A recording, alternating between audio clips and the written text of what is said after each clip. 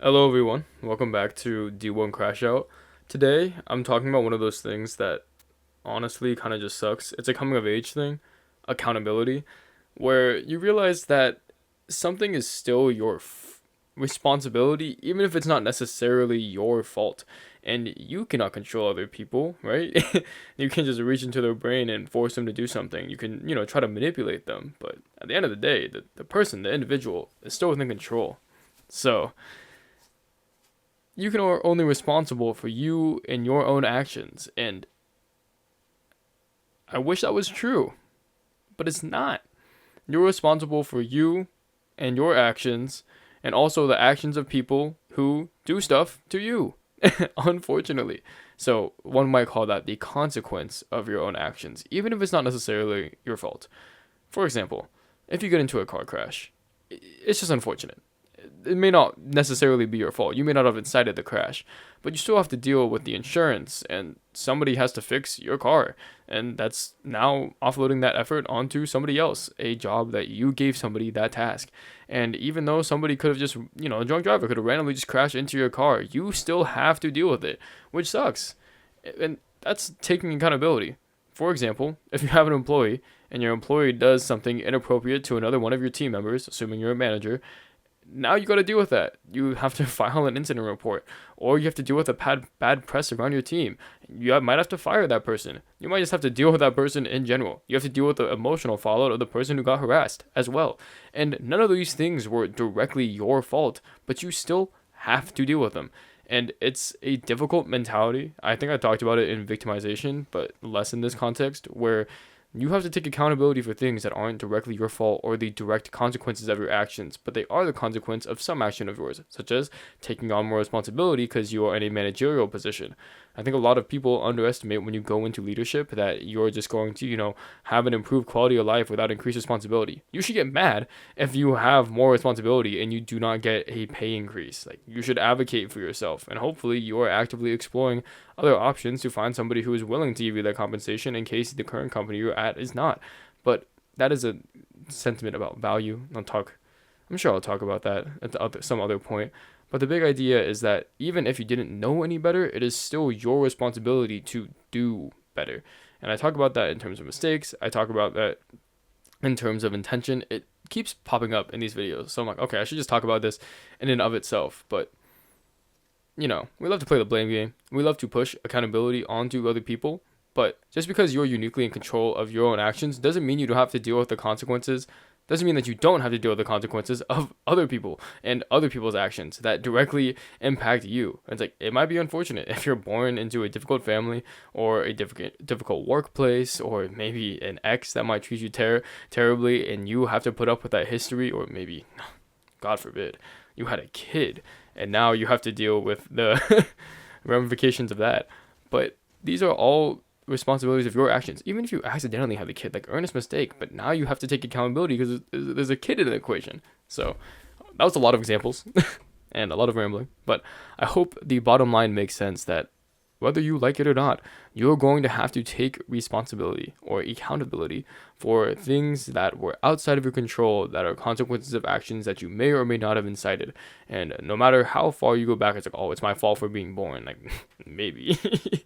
That you'll have to take responsibility for. It's like, a lot of people are like, I didn't ask to be born. Yeah, but you were. So now you have to live.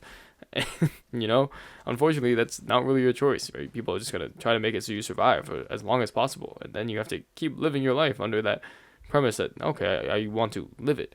And you get given that, and a lot of people like to frame it as an opportunity, but the bottom line is you got to do something, right?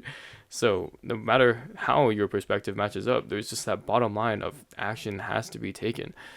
And that's just always how it's going to be. It doesn't matter how, I think it matters how you see the world. Psychology will actually tell you it does matter how you see the world and the circumstances that you make in advocating for yourself. But substantively, it doesn't change the world for me to look at it a different way. It changed the world for me to look at it a different way and then act according to my own perspective. So, in terms of that accountability, there is significance. There is importance there to say that, oh wow, that really sucks. You can use the fact that that really sucks as fuel to help you feel better about it and say, hey, this really wasn't my fault. But it doesn't change the fact that you still might have to do something and change things positively for you, whether or not it was right or fair or justified. That's just life.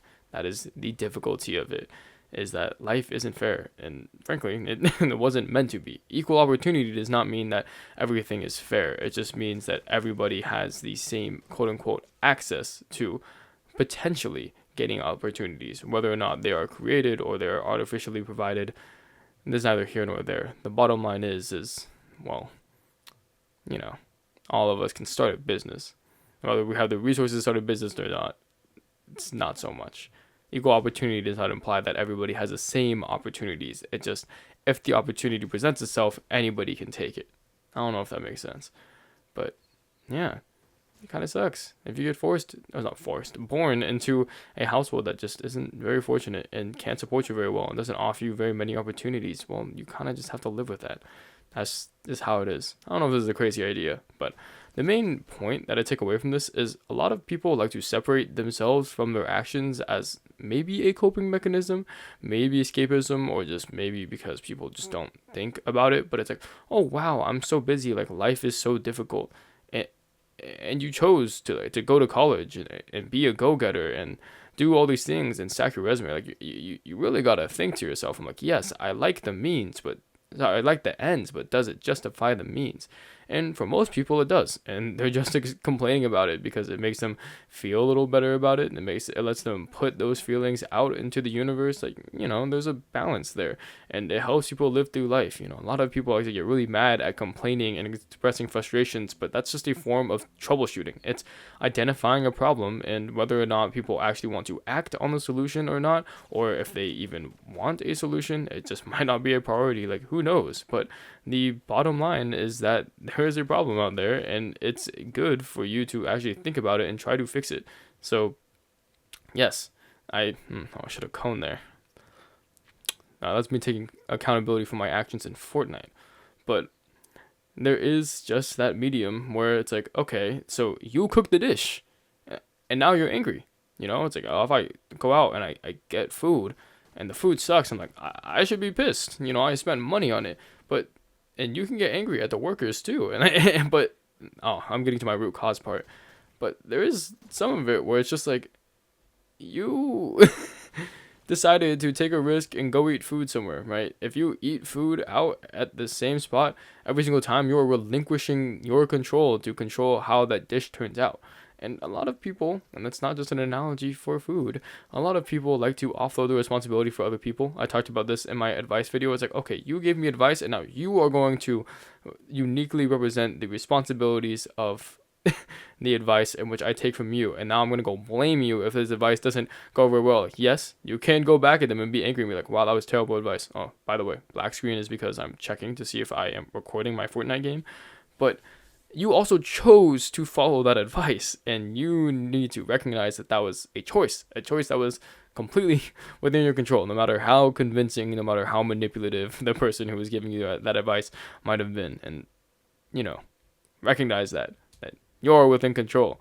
That is taking accountability. That is on taking the consequences of your own actions. If you make your schedule very busy and you burn out, it's like, wow, you burned out, and that sucks, and it's terrible, and it's a difficult experience, and it helps to vent, and it helps to complain. But someone might look at you and be like, hey, you chose to be really busy because you want to do this, whether or not you did that because you felt the pressure from other people or because you just really like a lot of things and you really didn't think it through, and now you have to follow it through. Now you have to take accountability for your actions. It doesn't absolve you from the fact that you have these commitments, and it also doesn't make it feel any less crummy, but it is a proactive way to look at things where it's like, okay, well, I'm too deep into this. Now I actually just have to work with what I got. And it sucks, and it doesn't make the feelings go away, but it does mean that you actually start working on solutions. And I think approaching things with that problem-solving mindset is beneficial. Yes, there's that emotional side, the motivational aspect where it's just, tell a depressed person, just do things. Very unproductive, doesn't help them at all.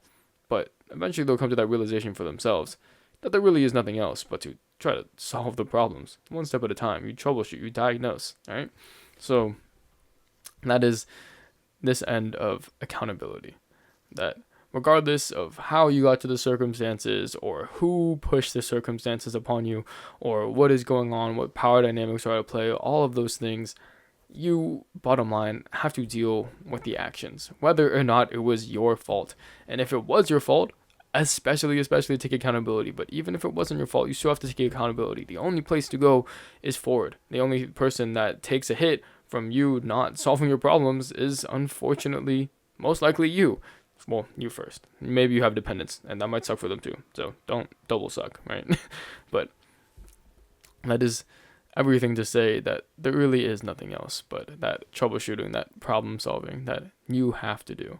There is nothing but accountability, regardless of the intention or the origin or the root. So yes, I still stand by you should address problems at the root and you should actively try to fix your problems. I hope that just because it wasn't your fault doesn't absolve you from needing to offer up solutions. I do say that there is always something that you could do better, even if you didn't know better, right? These are learning experiences. They're opportunities for people to grow, even if they probably shouldn't have to, right? It's one thing to say, it's like, wow, I keep getting treated terribly by all my friends. And then you could be like, oh, I could treat them even better. I can feed into this. I could really become a very likable person that is just irrefutable that I'm a great person. Or you could pick better friends, but whatever route you choose to go down, you uniquely bear those consequences. And that's something to think about. I earnestly believe a lot of people could benefit from actually just thinking about their actions and whether or not they want to bear the consequences of them, right? Risk management, balancing those ideas. And I, right there, am taking the consequences of my own actions of not following instructions. That is all. Thanks for listening. Be responsible. Bye-bye.